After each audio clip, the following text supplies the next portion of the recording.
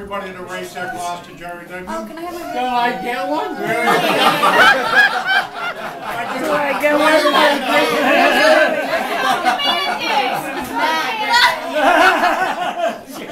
It's empty. It's empty. You know, you guys, I was just over here offering drinks. And you're yelling at me. Look at wow, Wicked good host. You'd almost think he was French. I knew you might do it. Jerry, I love you. Love you, From the Groovy. bottom of my heart. You're a great guy, wonderful man, wonderful family man. And happy birthday. Happy birthday! Happy birthday! Yeah. I don't know how many of you. That was a Marine. I don't know how many of you have had the opportunity to be entertained by Sister Mary Punishment. Sister Mary Punishment was the gal in her day. Everybody wanted her. But then she was a nun. I had her in 8th grade. I gotta tell you, Not sexually, just had her. Sister Mary Punishment was not a pretty lady. She was not pretty at all. I would stop short of saying downright ugly. But I have a special guest tonight. Not everybody knows that Sister Mary Punishment also had a cousin who was a nun. So at this time, I'd like to introduce somebody uglier than Sister Mary Punishment. Sister Marion Mayhem. Let's hear it for Sister Marion Mayhem.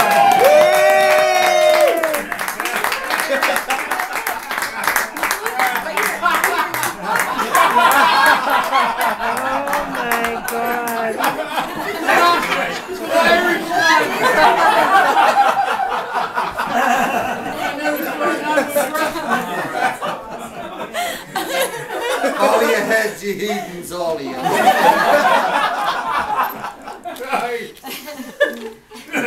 Sister Mary Punishment could not be in two places at the same time tonight. So she sent me her sister, Sister Marion Mayhem. It was a long flight from the Emerald Isle, so pardon the notes. I don't have enough time to work with it. Yeah, and I'm sort of losing my mind, so don't worry. So what was I saying? Your flask is dripping.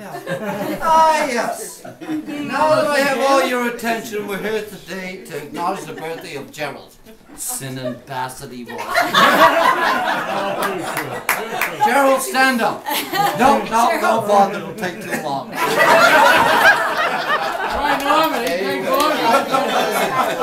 Now, Gerald was turning 18 today, or 18, me arse, 80. Quite an accomplishment, don't you think? Especially when you consider TV wasn't even invented until 16 years after your birth. You're out of the will. Boy, remember little Uncle Milty? Uncle Milty. He sure did make my sister Marion laugh back in the day. And Jackie Gleason, right to the moon! Well, of course, the memories of World War II were still fresh in our mind, so we needed a laugh. You click something they want me to kneel, you know. But I digress. Back to the subject at hand. Gerald's birthday.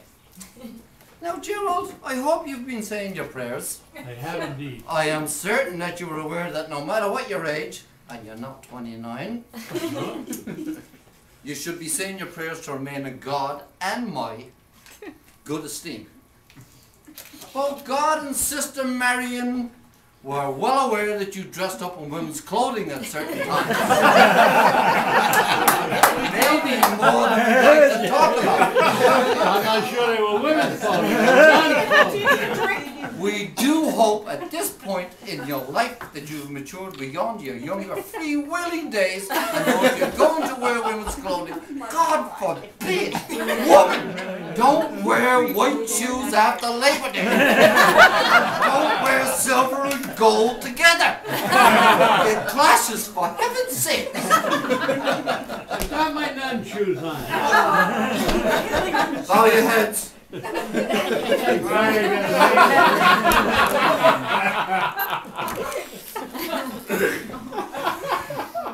Oh, God, all right. Over the years, has met many people who think we seem to have a sense of humor. Well, I don't know about that.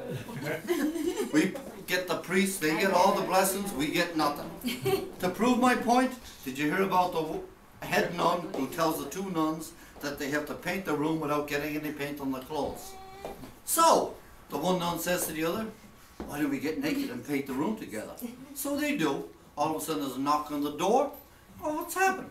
It's the blind man. Well, we're not going to know if he's, you know, whatever. So the little man, he says, nice tits, where do you want the blinds?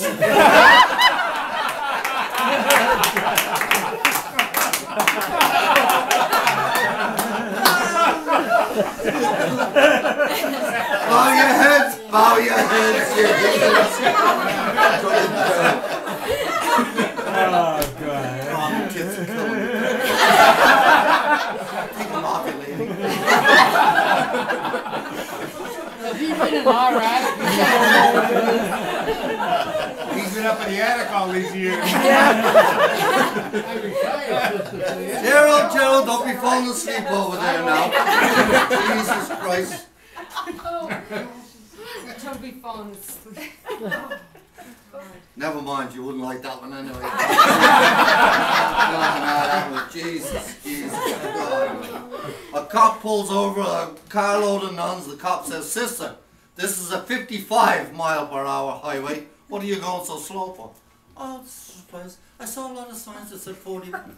She says, the cop answers, oh, sister, that's the speed limit. That's just the actual route that you're on, not that one. Says, oh, okay. The sister says, oh, silly me, thanks for letting me know, whatever.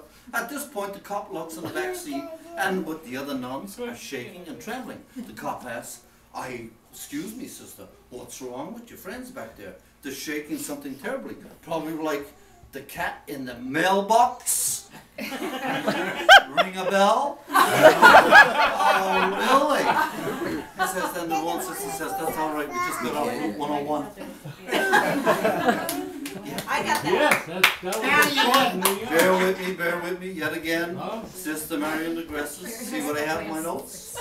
Gerald, both God and Sister Marion were in absolute shock to learn, and Sister Marion even heard to do pre-penance to make up for what I'm about to say.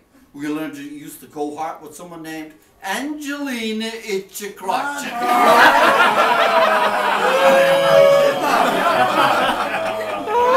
Why, you were married to Margaret, no less. I guess one Italian wasn't enough for you. Apparently one night of fun wasn't enough either. Five children.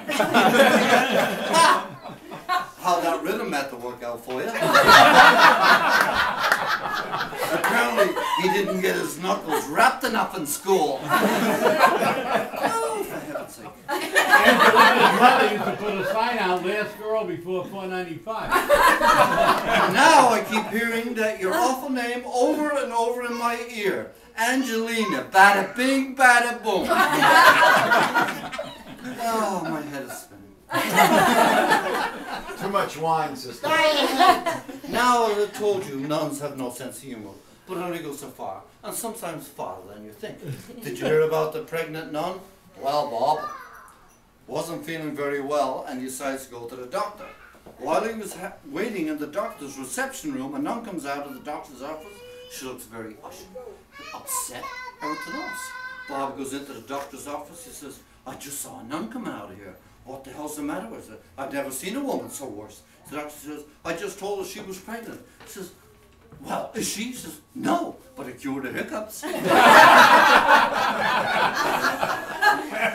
Now back to you, Gerald. God and Sister Marion are again wondering if you remember your 10 Commandments. So, we hear that you may have been extenuating circumstances involved. But stealing your own car? Couldn't you wait to retrieve the car when the service station was open?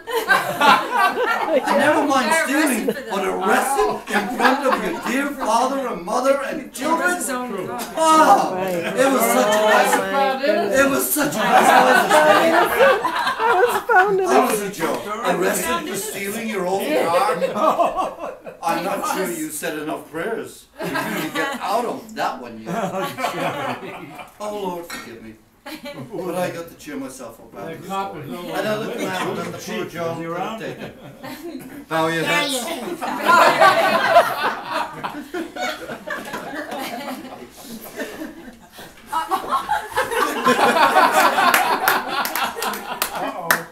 You're in trouble. Hang on a second. Seconds up. Where did you hire this act? That's great. Yeah. Wait till you get the bill, you won't think he's so great. Oh, no. A novice nun in the convent was told to hold the fort while the Mother Superior is away. She is given special instructions to look after an ailing old monk who is spending his last days there. On her return, the Mother Superior asked the young nun, "How's the old monk?" The novice said that on the first day, soon after she had taken in his food, she had seen a large lump under his habit. And asked, "What is that?" He had replied that it was the key to heaven and that she had the keyhole. Ah, I never thought of that one. Since then, he had unlocked the door to heaven several times, said the young nun. The old bastard, replies the Mother Superior, he told me it was Gabriel's horn. God. I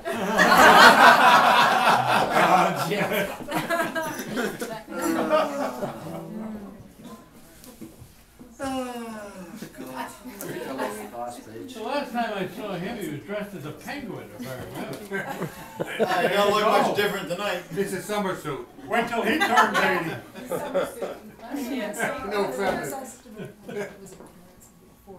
Get his lucky charm around his neck. Thank you all for coming out tonight.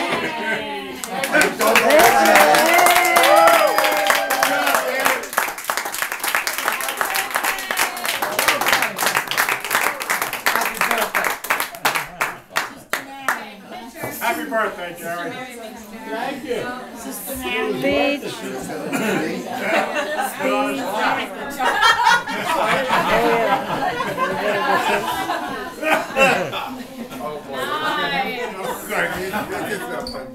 He ain't heavy, he's right done.